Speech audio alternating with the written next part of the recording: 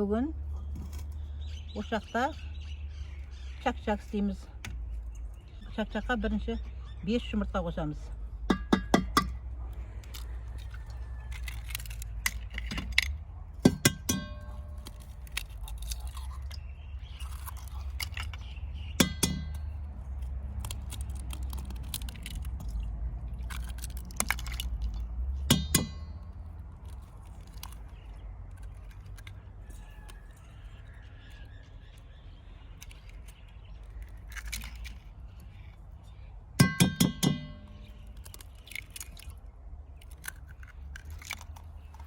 Beş yumurtаны жарып алдық. Енді мына қасықтың ұшымен ғана сода қосамыз. Көп қоспаймыз, соданың дәмі шығып кетеді. Вилкамен біраз жақсылап араластырып аламыз.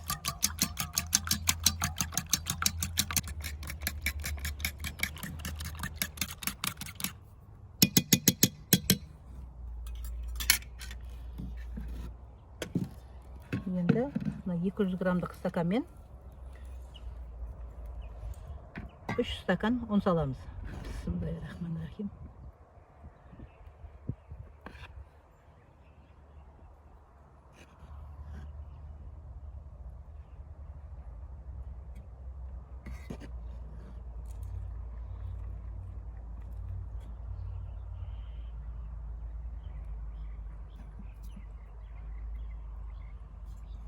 Енді мынау сода араластырылған жұмыртқаны үстінен құямыз.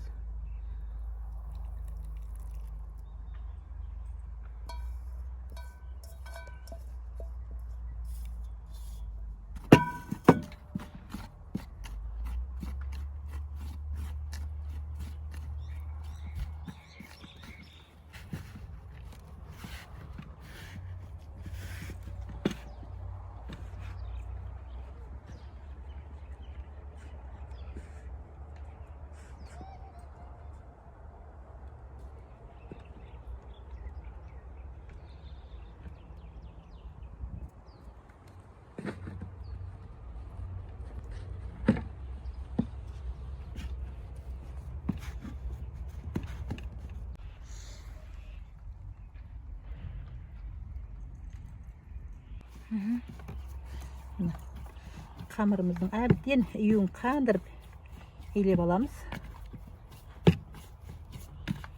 Сап-сары болды, әдем қазан ошақта пісіреміз.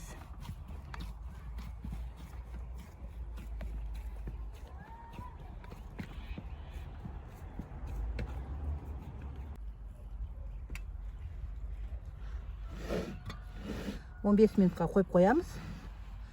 Кейін жайып пісіріп бастаймыз.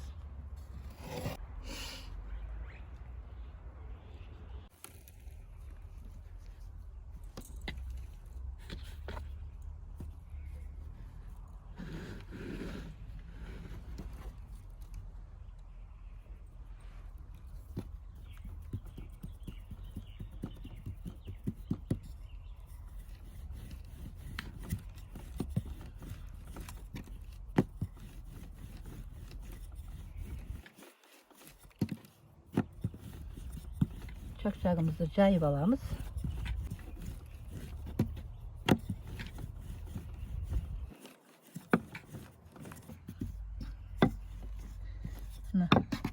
Қамырымызды жайып болды, қалыңдау болу керек.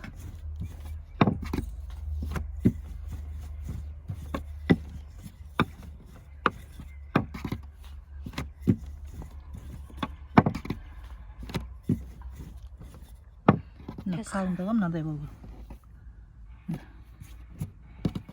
Осындай қалың боламыз. Соңғы қамырымызды жайып атымыз. Соңғы зуаланы.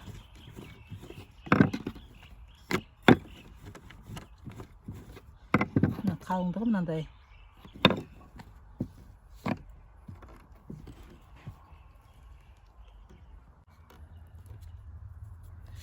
Кішкене арасына ұн сеуіп аламыз, жабысып қалмас үшін.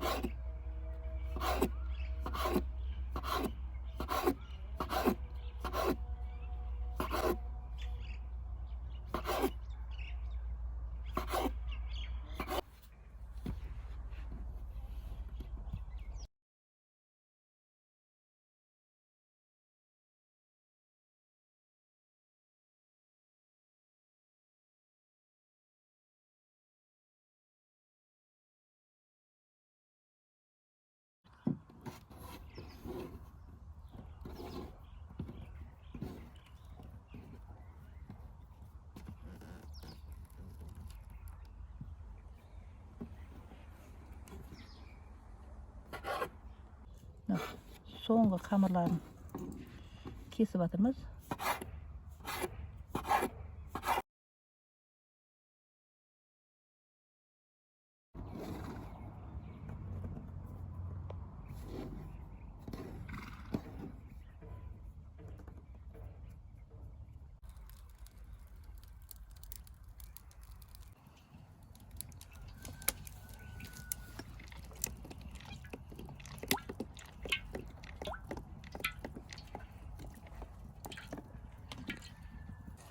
Азғантайдан салып пісіріп аламыз.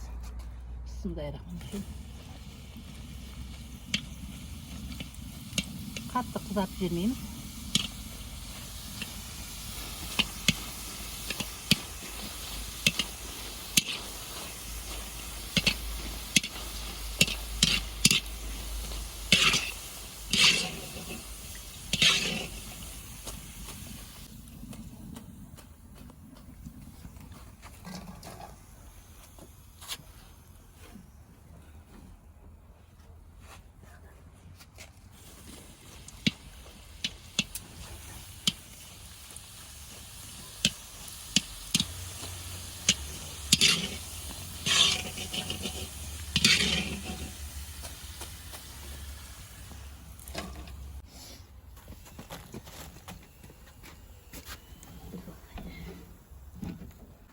Кастрөліміздің іші құрғақ болу керек.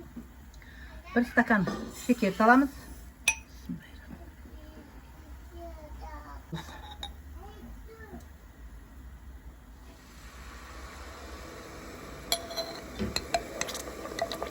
Бізден шекерімізді қайнатып аламыз.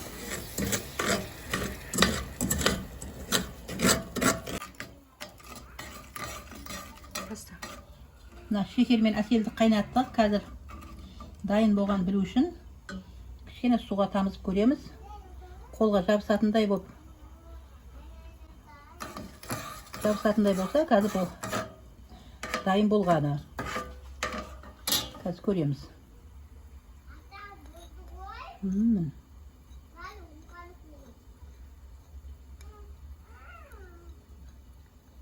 Міне қораз кәмпит сияқты. Қолға міне жабысып жатыр. Міне. Дайын болған сиробымызды чақшақтың үстіне бүйтіп айналдырып құямыз.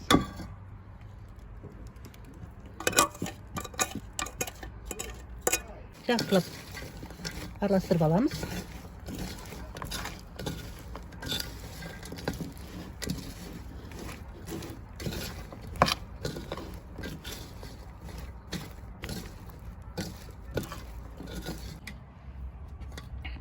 Араластырған шақшағымызды қату үшін ыдысқа салып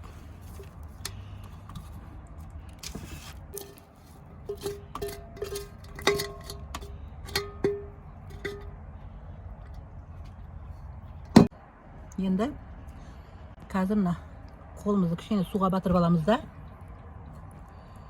шақшағымызды әдемілеп форма жасаймыз. Қатырып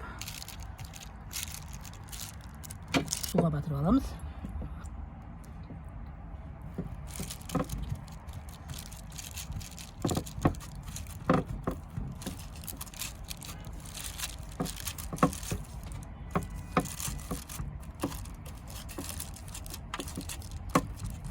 Дайын болған шақшағымызды кесеміз.